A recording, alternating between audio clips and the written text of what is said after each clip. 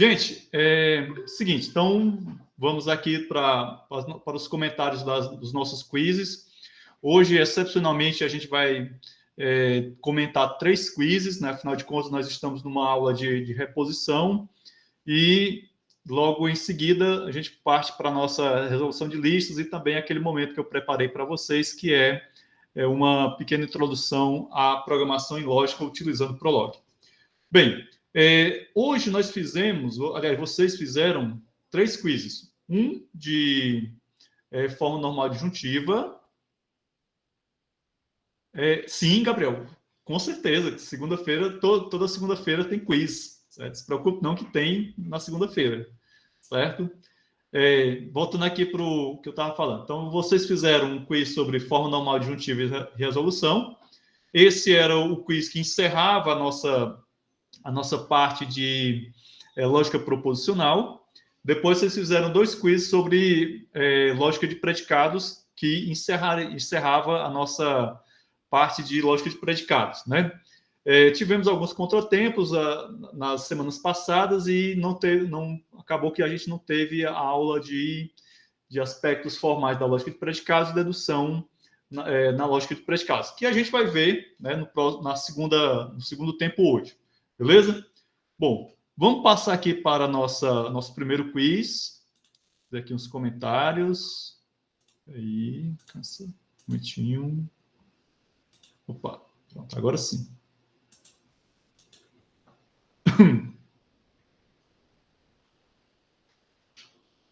Beleza? Então, gente, vamos lá. A nossa primeira pergunta, ela dizia o seguinte: a lógica proposicional foi o primeiro sistema lógico estudado na disciplina. Beleza. Porém, há outros, correto? Um deles é a lógica de predicados, que alguns autores chamam de lógica de predicados de primeira ordem. Essas informações estão completamente corretas.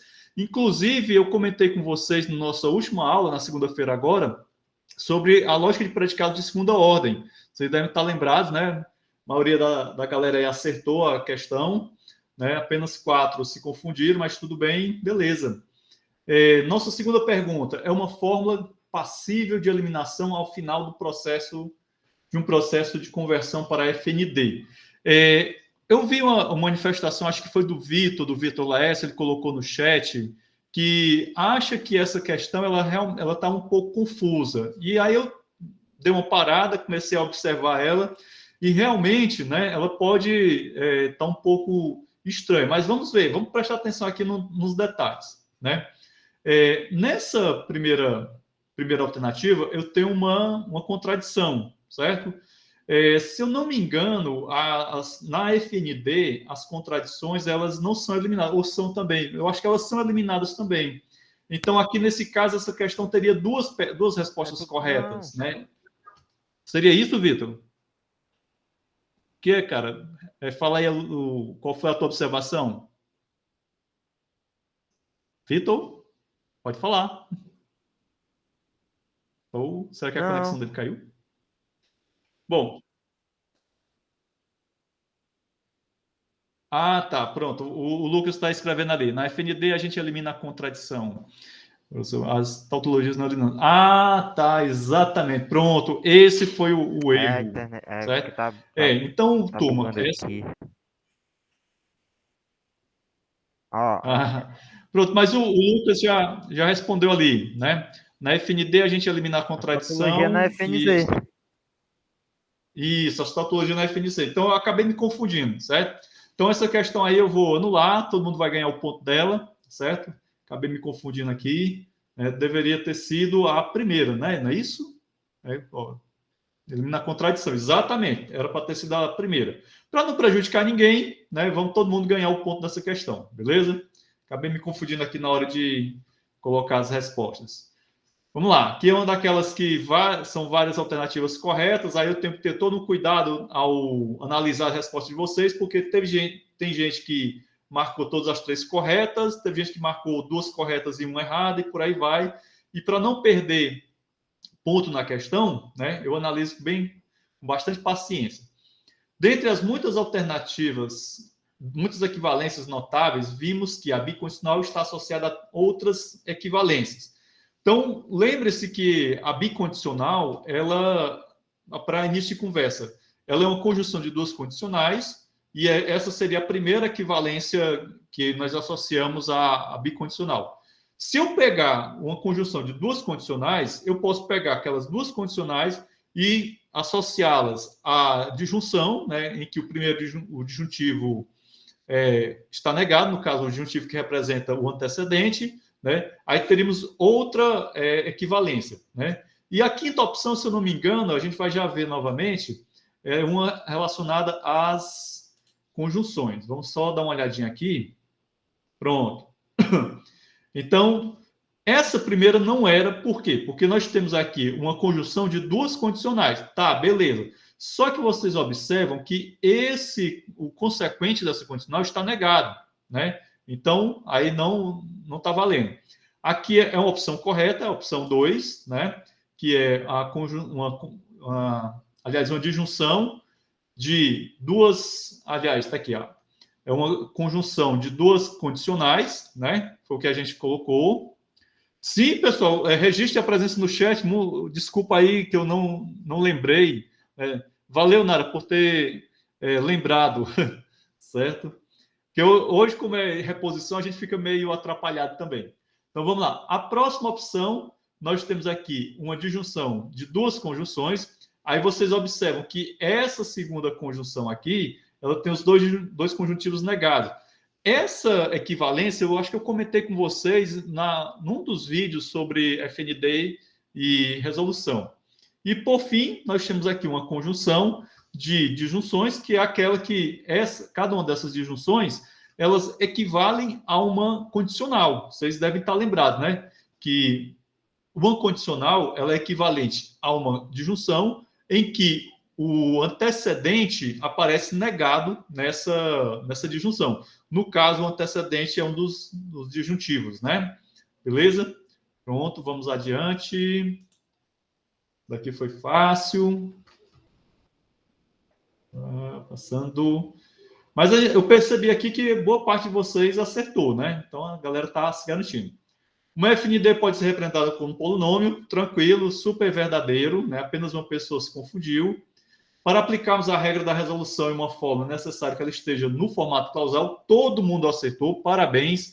Então, gente, a resolução, a meu ver, é o método de verificação mais simples que existe. Ele só é trabalhoso porque você precisa pegar a sua fórmula, né, a sua FPF, converter ela para FND, e da FND você converte ela para a forma clausal, né? Se eu não me engano, é FND. Enfim, você tem que chegar na forma clausal. Aí você precisa passar por esse processo que muitas vezes é trabalhoso. Mas vocês devem ter observado lá nos vídeos, e aí no segundo tempo a gente pode comentar algumas questões, que depois que ela está normalizada, depois que ela está na forma clausal, é super simples você aplicar a resolução. E outra coisa, a resolução é o método de inferência que o mecanismo de inferência do Prolog utiliza, certo? E aí assunto para nosso segundo tempo. Vamos lá. O algoritmo de transformação na FND é semelhante ao da FNC, exceto pelo seguinte passo.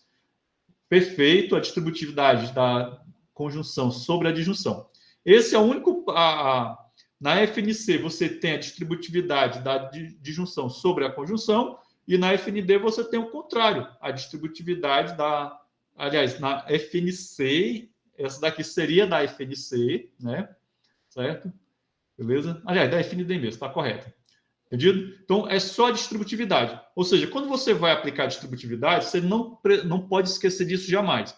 Vai fazer a conversão de uma fórmula que não está na FND nem na FNC e vai para uma delas, a distributividade ela acaba aumentando o tamanho da fórmula, ou seja, aumenta a sua complexidade, porque vocês já observaram que alguns símbolos eles acabam se repetindo, né? Então, quando eu faço a distributividade, né, alguns símbolos acabam aparecendo mais de uma vez. Isso acarreta o quê? Um aumento na complexidade do tamanho da fórmula, ou seja, ela vai ficar maior, certo? A distributividade da FND, né, no final das contas, eu preciso ter o quê? Eu preciso ter uma disjunção de conjunções, certo? Então, antes de aplicar a distributividade, muito provavelmente você teria o quê? Uma disjunção agindo sobre conjunções. E aí você precisa justamente distribuir a disjunção sobre a conjunção. Na FNC é o contrário. Beleza? O método da resolução também é um método de refutação. Perfeito. Não esqueçam jamais. Resolução, tablô analítico ou tablô semântico são métodos que trabalham por refutação. Todo método por refutação, ele tem uma premissa básica, que é você pegar a conclusão do seu argumento e negar. E a segunda premissa básica é que, depois que você nega a conclusão do seu argumento, e você vai desenvolvendo o método, você espera encontrar uma contradição. Se você não encontrar a contradição, então você não conseguiu provar a validade daquele argumento, certo? Então, ou seja, aquele argumento é inválido. Dá até para a gente parar um pouquinho e pensar, ora, se um argumento é válido e eu estou negando a conclusão dele, se ele realmente for válido, eu vou encontrar uma contradição. Isso é o óbvio ululante. Se eu não encontrar essa contradição, significa o quê? Que aquele argumento não é válido, certo? Então, justamente, esse detalhezinho é muito importante. Justamente, Vitor, demonstração por absurdo, certo? Então, os métodos de refutação, né, vocês vão entender lá na matemática discreta, vocês vão trabalhar com um método de demonstração chamado demonstração por negação ou redução absurdo, certo? Em outras turmas eu abordava esse método também, mas eu acabei deixando, não, vamos trabalhar mesmo só lá na matemática discreta. Um problema que a conversão da FBF e suas equivalências em FNC ou FND é o aumento do tamanho da FBF. Esse problema é gerado por qual procedimento? Acabei de comentar com vocês, né, a distributividade. Quando você aplica a distributividade, a consequência disso é que cresce a complexidade da fórmula, então ela vai ficar maior e vai ficar mais complicado. Vamos lá. Quando vamos utilizar o método da resolução para verificar a validade de um dado argumento, precisamos converter a FBF associada ao argumento para o formato clausal. Perfeito. Ou forma clausal. Uma vez que cada cláusula é uma conjunção, ou seja, precisamos trabalhar com a FNC da FBF. Essa afirmação está parcialmente correta. Então, vejam bem, cada cláusula não é uma conjunção. Cada cláusula é uma conjunção, certo? Se cada cláusula é uma conjunção, significa o quê? Que a forma clausal está em FND, porque na FND eu tenho uma disjunção de conjunções. Lembram? Né? Enquanto que na FNC eu tenho uma conjunção de disjunções, na FND eu tenho uma disjunção de conjunções, e cada cláusula é uma conjunção. Então, o erro dessa questão aqui é só esse FNC que era para ser FND, certo? A regra que implica na eliminação de literais que estão com polaridade oposta é a regra da resolução, que é no método da resolução você tem somente duas regras. Uma delas é a regra da resolução, certo? As outras aqui, a regra da contração, se eu não me engano, é da resolução também. Silogismo disjuntivo e modus ponens são regras de inferência lá da dedução natural. Pronto, essa foi a nossa parte sobre FNC, né, e resolução, e agora a gente parte para a próxima. Agora compartilhar aqui uma outra guia. Vamos aqui para os aspectos formais da lógica de predicados.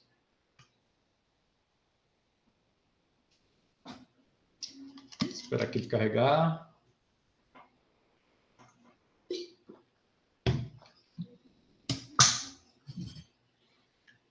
Opa! E prever. Vamos lá. Do alfabeto da lógica de predicados, qual desses elementos também faz parte do alfabeto da lógica proposicional? Gente, primeira coisa, antes de mais nada, não esqueçam jamais. A lógica de predicados, ela vai utilizar boa parte do alfabeto da lógica proposicional e vai acrescentar os quantificadores. Lembre-se que alguns autores consideram os quantificadores conectivos, né? Eu, particularmente, prefiro dizer que os quantificadores são quantificadores e conectivo é outra coisa. Da mesma forma como a gente viu na nossa aula de introdução à lógica modal, nós temos os operadores modais, mas alguns autores chamam de conectivos modais. Mas isso é uma questão de nomenclatura E eu acho que o mais importante é você compreender como é que cada um desses elementos funciona, né, tanto sintática como semanticamente, né? Então, nós temos aqui que símbolos de variáveis, símbolos de função e símbolos de predicados, eles não fazem parte da linguagem da lógica proposicional, apenas os conectivos, certo? Beleza? Tem muito o que comentar aqui, não. No conjunto das cláusulas, temos como subconjunto as cláusulas de programa. Sendo assim, podemos afirmar que toda cláusula de programa é uma cláusula, mas nem toda cláusula é uma cláusula de programa. Essa é um pouco confusa e essa questão eu fiz baseado no trecho de um vídeo que eu já abordava a programação em lógica, certo? A programação em lógica, ela é um formalismo que a gente utiliza para explicar para vocês como é que as linguagens do paradigma lógico eles foram fundamentados, certo? Não faz parte do escopo da nossa disciplina de lógica matemática abordar programação em lógica.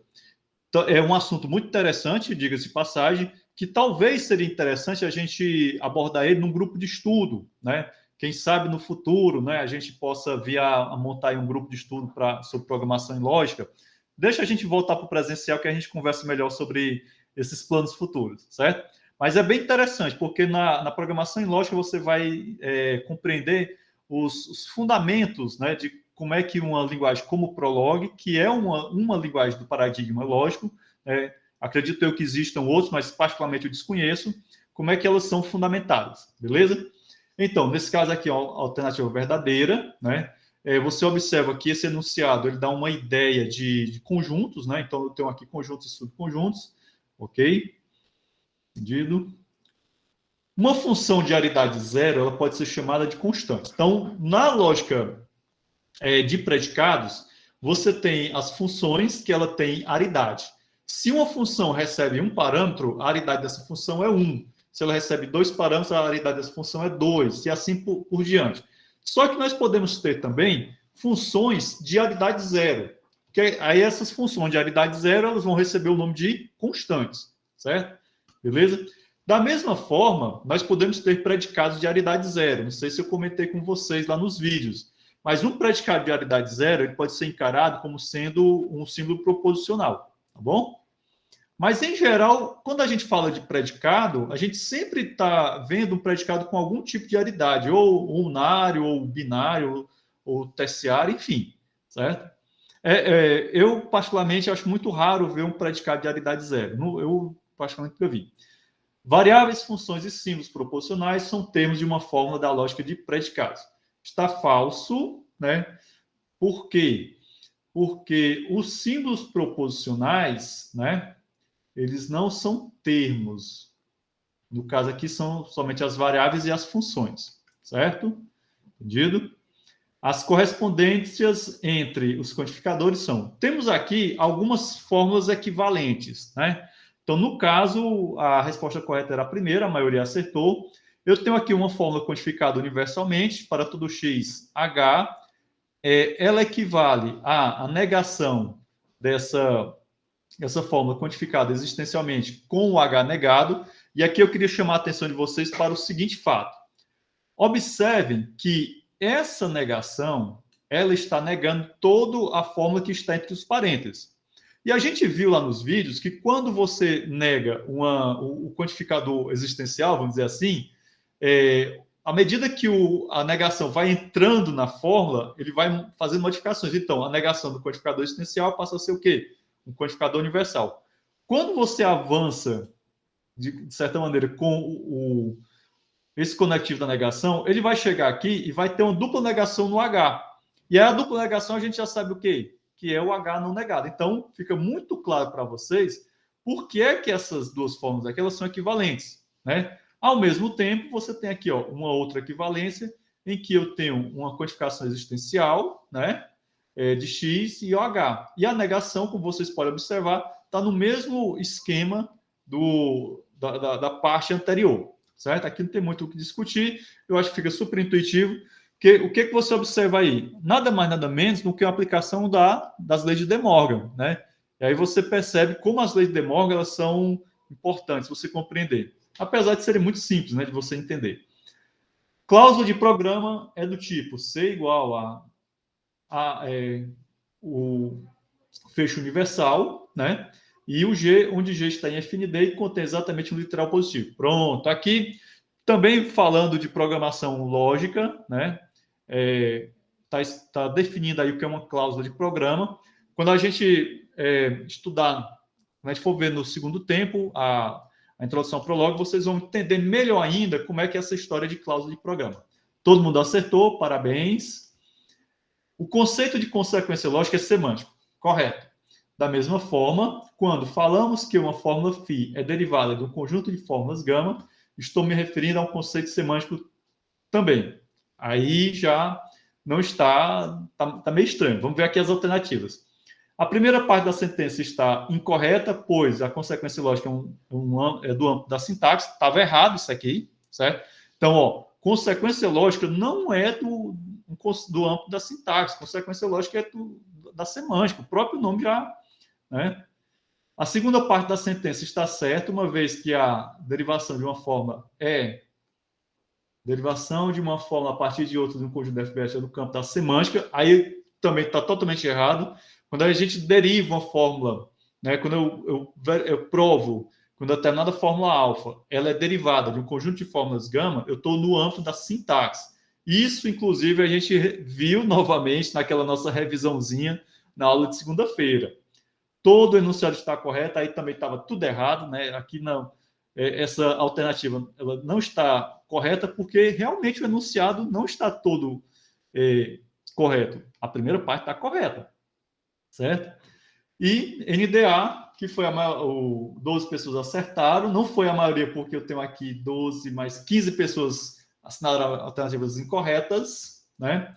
Infelizmente, beleza? Bom, gente, tem mais um aqui. Ah, pensei que já tinha terminado. Então, vocês entendem. Eu espero que vocês tenham entendido essa questão. Então, vejam bem. Essa primeira parte aqui, conceito de consequência lógica, realmente ele é semântico. Mas o restante da sentença está errado, certo? E não tem nenhuma dessas alternativas aqui que aborde isso, certo? Então, por isso que era NDA. Quando quantificamos universalmente uma sentença, em geral usamos uma condicional, ou sua equivalente na forma de uma disjunção com um dos disjuntivos negados, ou seja, aquele disjuntivo que na condicional era antecedente. Correto? Beleza? Ao passo que, quando quantificamos existencialmente uma sentença, utilizamos a conjunção. Totalmente correto, né?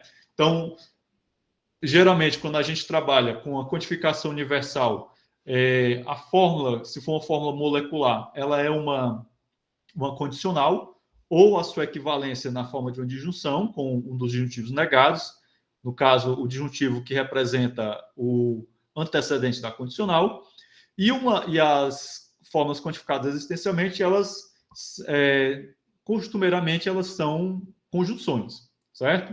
Entendido? Então, quem marcou aqui a terceira alternativa, acertou, foi a maioria da galera, parabéns. Seja C1 a cláusula abaixo. Vamos ver o que era a cláusula.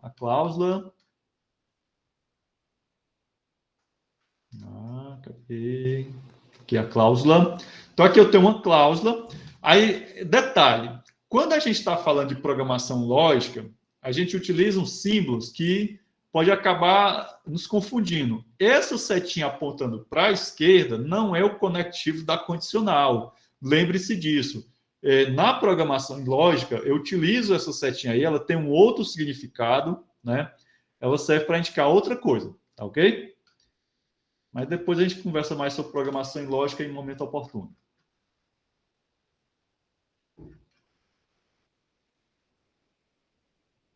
Cadê? Pronto. Então, as alternativas corretas eram que PX é a cabeça da cláusula e QX, RXY é chamada de cauda da cláusula. Perfeitamente correto, né? Muita gente aqui acertou pelo menos a primeira, porque ficava muito intuitivo, né? O PX ali, certo? A primeira, todo mundo, ninguém assinalou, ainda bem, também estava de graça essa daí. QX e RXY são os consequentes da cláusula. Essa confundiu 3 pessoas, porque essas 3 pessoas devem ter achado que aquele símbolo, aquela setinha, era o símbolo da condicional, quando, na verdade, como eu ainda falei nesse instante, não confundir a setinha da programação lógica com a setinha da condicional, certo? A vírgula entre o QX e o RX está substituindo o conectivo da disjunção, não é o conectivo da conjunção, certo? Lá no Prolog a gente utiliza isso também, né? Então, no Prolog, quando a gente quer representar uma conjunção, a gente utiliza vírgula. Quando a gente quer representar a disjunção, a gente utiliza ponto e vírgula. Mais cenas do próximo capítulo. E, por fim, desse quiz, seja o predicado QX interpretado como x é par, seja a função de interpretação i de QX, a função i retornará verdadeiro, isto é, i QX, se somente se a interpretação de x for par, sendo que x é um elemento do domínio do discurso. Pronto, aqui beleza, né? Tranquilo essa alternativa primeira, a maioria acertou, né? Mas vamos ver aqui as outras. A interpretação de x é par, sendo que x é uma constante. Errado, porque o x não é constante, o x, nesse caso, é uma variável. É par, sendo que x é uma função. Já falamos que x é uma variável. E em DA, 3 pessoas aqui se embananaram. Tranquilo? Bom, vamos aqui para a próxima.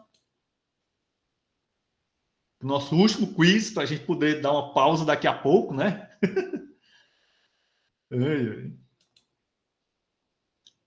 Então, 15º quiz. Pessoal, quando eu receber a quinta lista de vocês, eu já vou poder fornecer para todos a nota de AP2. Então, a gente já vai fechar a nota de AP2 no dia 30, quando vocês me entregarem a quinta lista, né? E aí eu já posso dizer para vocês, a nota de AP2 de vocês está aqui, é essa daqui, beleza? Vitor, ainda bem que é só uma aula minha, excepcionalmente, né? Realmente, essas aulas da tarde. Gente, vamos lá. Primeira questão aqui do último quiz. A regra para... certo. Eu também, à tarde, no processo muito legal, não. Eu sou mais produtivo pela manhã e à noite, né? Principalmente de manhã, bem cedinho, certo? Eu me acostumei a acordar cedinho, e aí, de manhã cedinho, meu cérebro parece que funciona melhor. Depois a gente fala sobre isso. Gente, vamos lá. A regra para a remoção da codificação existencial é a generalização existencial. Não é a regra para eliminação do codificador existencial no processo de dedução natural de uma fórmula da lógica de predicados, é a particularização existencial, certo? Entendido? A generalização é justamente o oposto, é para você incluir, né, para você colocar o quantificador na fórmula. Beleza? A dedução natural, na lógica de predicados, envolve novas regras que são uma para retirada e outra para inclusão de cada quantificador. Perfeito. Então, vejam bem, na lógica nós podemos aplicar dedução natural na lógica de predicados perfeitamente. Ela vai funcionar igual que a gente fez na lógica proposicional perfeitamente. Porém, como na lógica de predicados eu tenho os quantificadores, né, eu só posso aplicar aquelas outras regras que a gente já conhece, as regras tipo modus tollens, modus ponens, né, silogismo, etc. e tal, se antes eu eliminar os quantificadores. É tanto que a eliminação dos quantificadores é uma das primeiras etapas que você deve realizar quando você utiliza, né, quando você faz a dedução natural na lógica de predicados, beleza? Então, por isso que eu disse para vocês, quando a gente estudar a lógica de predicados, vai ser um curto intervalo de tempo, porque tudo que vocês viram em lógica proposicional é aplicado na lógica de predicados. A gente vai apenas acrescentar mais algumas coisas. No caso, a gente acrescentou quantificadores, né? E na dedução natural, essas regras de eliminação e de inclusão dos quantificadores. Podemos utilizar a generalização universal em uma variável livre de uma hipótese. Não pode, porque no caso, a gente não. Variáveis livres são extremamente problemáticas na lógica de predicados, certo? Você só pode utilizar a generalização universal em variáveis que são variáveis quantificadas, certo? Temos aqui uma fórmula para todo x. Se x satisfaz P, então x satisfaz Q. E para todo x, x satisfaz P. Portanto, vejam que nós temos aqui uma catraca. Então, isso daqui é um argumento. Portanto, para todo x, x satisfaz Q. A sequência de prova que prova a validade desse sequente é, primeiro, a particularização universal, para quê? Para poder eliminar os quantificadores, certo? Né? Isso da linha 1. Depois, na linha 2, a particularização universal, porque você tem aqui, ó, linha 1 seria essa condicional, e a linha 2 seria essa outra fórmula aqui. Depois, modus ponens. Então, por que você vai aplicar modus ponens? Porque aqui você tem, ó, PX, X satisfaz P é o meu antecedente dessa condicional, e ele aparece aqui novamente, certo? Então, uma vez que você eliminou os quantificadores, aí fica super tranquilo você aplicar nossas regrinhas que a gente já conhece há mais tempo. E, por último, a gente faz a generalização universal, que é para quê? Para trazer de volta o quantificador universal. Porque vocês observem que a conclusão desse argumento é o predicado Q com a variável X quantificada universalmente, certo? Então, nesse processo, eu preciso aplicar a generalização universal para poder trazer, vamos dizer assim, inserir a quantificação universal. Beleza? Então, parabéns aqui para a maioria, 96% acertou, show de bola. Esse daqui que errou foi bem tu, não foi, Vitor? Foi, se entregou aí no chat. O Vitor é uma figura.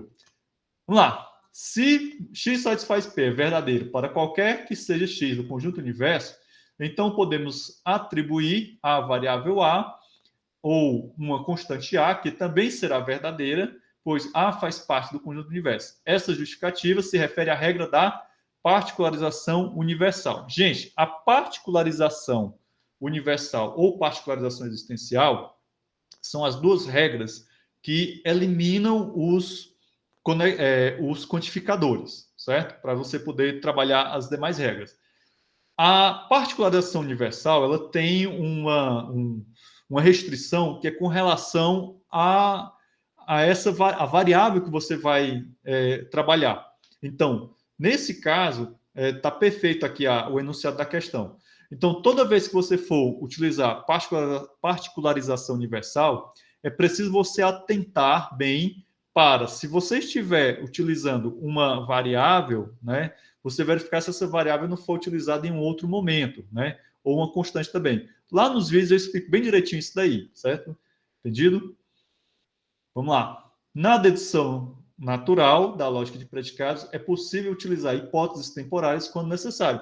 Perfeito. Ora, se eu havia falado para vocês que tudo aquilo que é válido na lógica, na lógica proposicional também será válido na lógica de predicados, afinal de contas, a lógica de predicados ela é como se fosse uma extensão da lógica proposicional, então, da mesma forma que na dedução natural, na lógica proposicional, eu utilizo hipóteses temporárias, perfeitamente eu poder utilizar na lógica de predicados, beleza? São termos da lógica de predicados, as variáveis e funções, né? Então, isso daqui também é bem fácil, não tem muito o que discutir. Na interpretação de uma função na lógica de predicados, nós temos que o valor de interpretação de uma função deve pertencer ao universo do discurso. Perfeitamente verdadeiro.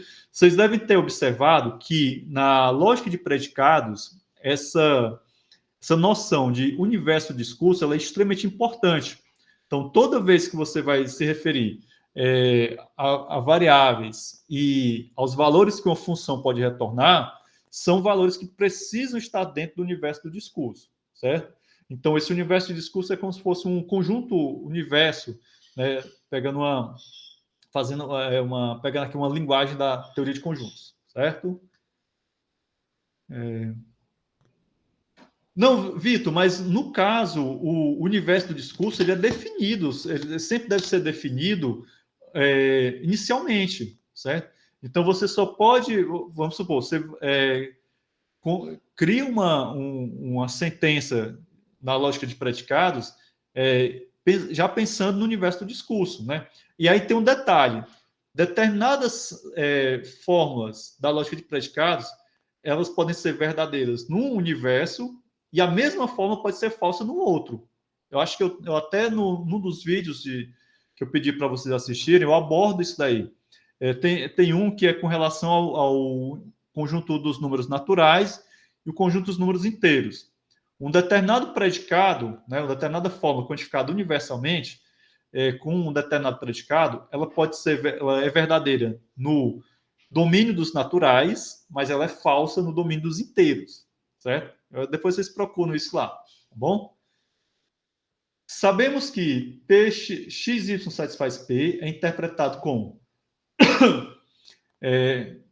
XY satisfaz P é verdadeiro se somente se XY for iguais e que a função f de XY retorna x mais a soma de x mais y. Então vejam bem, ó, aproveitar aqui o ensejo.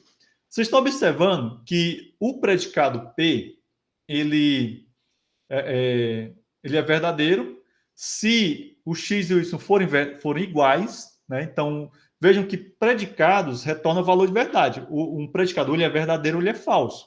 Mas para ele ser verdadeiro, para ele ser falso, eu tenho que fazer uma interpretação em cima das variáveis, correto? Ao passo que funções, né, dentro do âmbito da lógica de predicados, a gente não trabalha com verdade ou falsidade, a gente trabalha com valores que elas vão retornar. No caso aqui, a função f ela vai retornar a soma da interpretação de x e de y, certo? Beleza? Então, a FPF da lógica de predicados abaixo está representando que sentença em linguagem natural. No caso aqui, para qualquer dois números x e y, temos que x mais y é igual a y mais x. No caso, deixa eu ver aqui essa forma, que eu acho que era uma figura. Aí.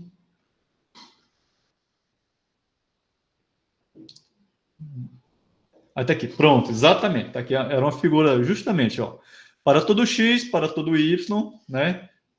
Aí eu tenho aqui o predicado P, e observem que no lugar de x e de y, que seriam as variáveis, eu tenho o quê? A função f, né? No caso aqui, f recebe x e y como parâmetro, e a mesma função f, né? Numa segunda aparição, ela recebe yx. Então, perfeitamente, né? Dizer que, ó, para qualquer dois números, faltou um qualquer aqui, né? Vou aproveitar e logo atualizar. Para qualquer dois números x e y, temos que x mais y é igual a y mais x. Beleza? Tranquilo? Tranquilo? Muito fácil isso daqui, certo? O que vocês estão comentando aí no chat, meu Deus do céu? Gente, vamos para, acho que já é a última questão, certo? Observe a seguinte interpretação de um predicado Q. A interpretação do predicado Q, vejam que esse predicado ele é terciário, ele tem 3 parâmetros, x, y e z. Ele é verdadeiro se somente se a interpretação de x mais a interpretação de y é igual a z, certo? O predicado Q vai retornar o quê? Verdadeiro se o valor da variável z for igual à soma das variáveis x e y. Então, vocês estão vendo aí mais um exemplo de como a linguagem da lógica de predicados ela é bem mais poderosa do que a linguagem da lógica proposicional, que a gente consegue representar através da lógica de predicados muito mais informação do que a gente conseguia fazer com a lógica proposicional. Mas vejam também que na lógica de predicados a gente utiliza tudo aquilo que a gente aprendeu na lógica de predicados. Bom, meus amigos, ufa, já são 3h35, vou parar aqui a apresentação. Virou para 3h36. Vamos aqui para 20 minutos de intervalo, né? Porque hoje está sendo cansativo, né? Essa nossa aula de reposição, beleza? E no nosso segundo tempo a gente volta com a resolução de alguns itens daquelas listas que eu deixei pendurado lá para vocês. E, né? Caso vocês não tenham outras dúvidas, a gente parte para a nossa aulinha de introdução à programação em lógica utilizando o Prolog. Beleza? Ei, Vitor, se você for deitar e capotar, é capaz de tu perder o restante da aula. Beleza? Então, vou parar aqui a gravação. Dou-lhe 1, dou-lhe 3. Interrompido.